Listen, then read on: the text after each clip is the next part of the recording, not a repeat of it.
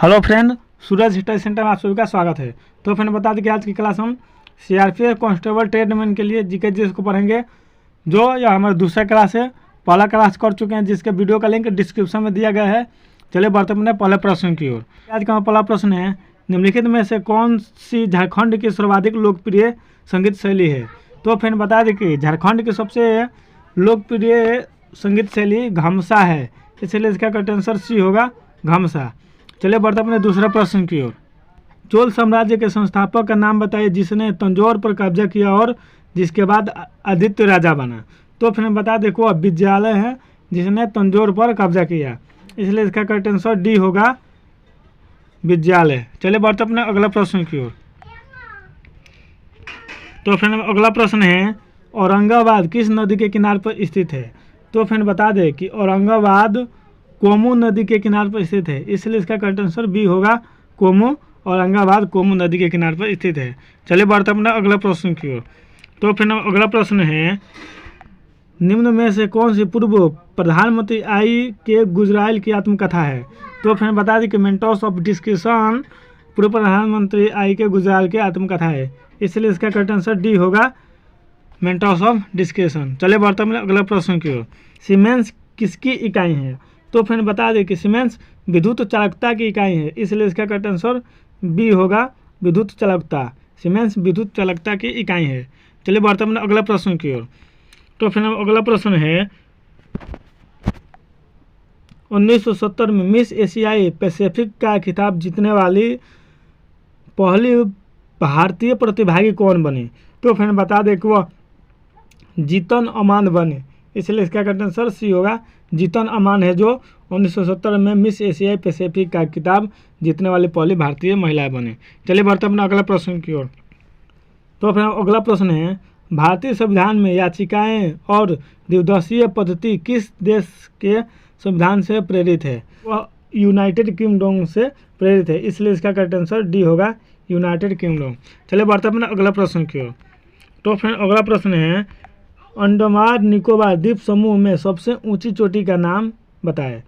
तो यह पूछा है कि अंडमान निकोबार में द्वीप समूह में सबसे ऊंची चोटी का नाम। तो फिर बता दें कि अंडमान निकोबार में सबसे ऊंची चोटी का नाम सैडल पीक है, इसलिए इसका करेक्ट आंसर ए होगा, सैडल पीक। चलिए बढ़ते अपने अगला प्रश्न की ओर। तो फिर अगला प्रश्न है, कौन सी मिश्र धातु में कांसा, शीशा और टिन होते हैं। तो फ्रेंड जो हम 9 नंबर प्रश्न है कि कौन सी मिश्र धातु में कांसा, शीशा और टिन होते हैं। तो फ्रेंड बता दें कि जो रोज मेटल होते हैं उसमें कांसा, शीशा और टिन होते हैं, इसलिए इसका करेक्ट आंसर डी होगा, रोज मेटल। चलिए बढ़ते अपने अगला प्रश्न की ओर। तो फिर अगला प्रश्न है, क्लोरोफॉर्म का सूत्र क्या है, यानी क्लोरोफॉर्म का सूत्र पूछ रहा है। तो फिर हम जानते हैं कि क्लोरोफॉर्म का सूत्र CHCl3 होता है, इसलिए इसका करेक्ट आंसर बी होगा, CHCl3। चलिए बढ़ते हैं अगला प्रश्न की ओर। तो फिर अगला प्रश्न है,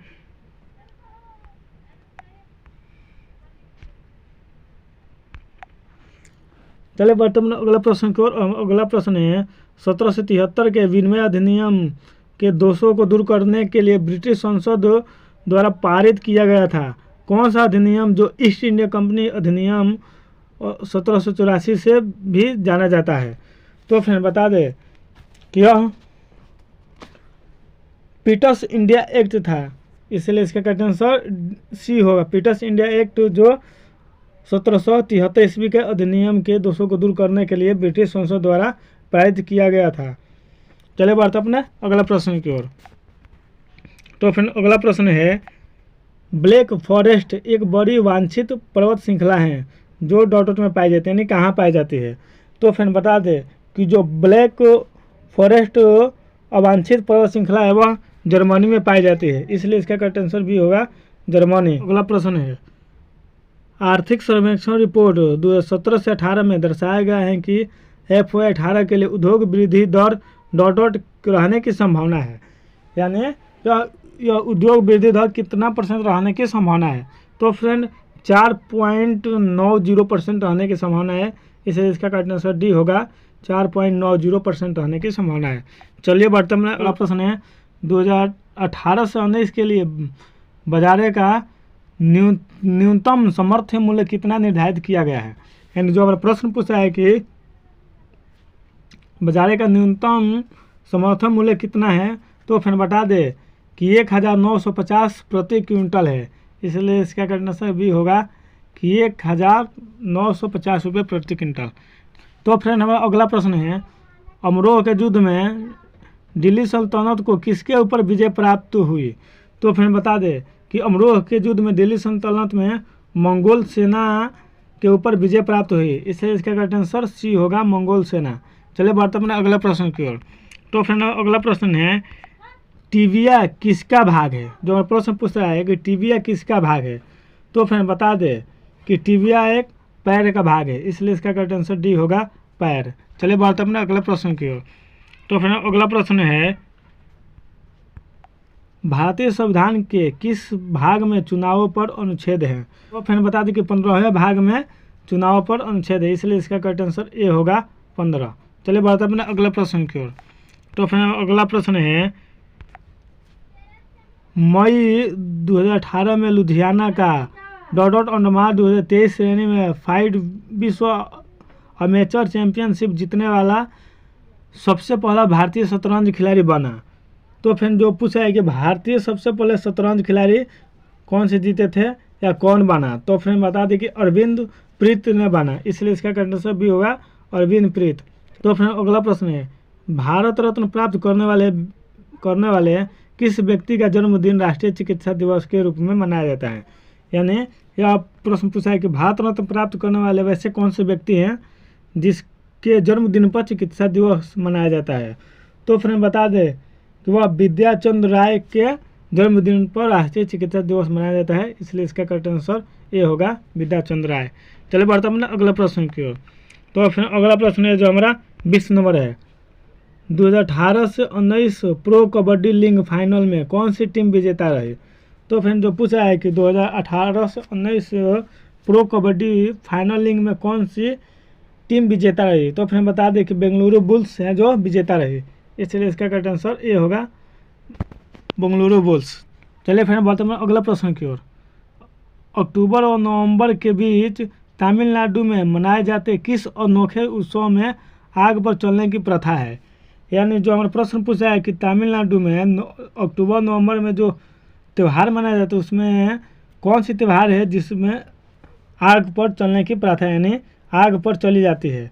तो फिर बता दें कि थिमिथी जो उत्सव है उसी में आग पर चलने की प्रथा है, इसलिए इसका करेक्ट आंसर सी होगा, थिमिथी। चलिए बढ़ते हैं अगले प्रश्न की ओर।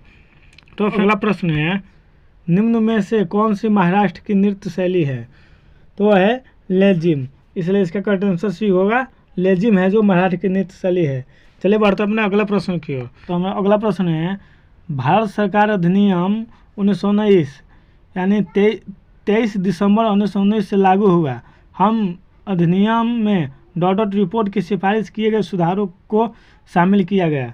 तो फिर बता रहे कि इस अधिनियम में कौन सी रिपोर्ट को शामिल किया गया वहीं, तो फिर इसका करेक्ट आंसर होगा मोंटेग्यू चैम्सफोर्ड, जो है वहीं सुधारों को शामिल किया गया, इसलिए इसका करेक्ट आंसर भी होगा। अगला प्रश्न और आज का हमारा लास्ट प्रश्न है, केंद्रीय बजट 2018 में मत्स्य पालन फंड और पशुपालन फंड स्थापित करने के लिए कुल कितने राशि आवंटित की गई। तो फिर बता दें कि 10,000 करोड़ राशि आवंटित की गई, इसलिए इसका करेक्ट आंसर ए होगा, 10,000 करोड़।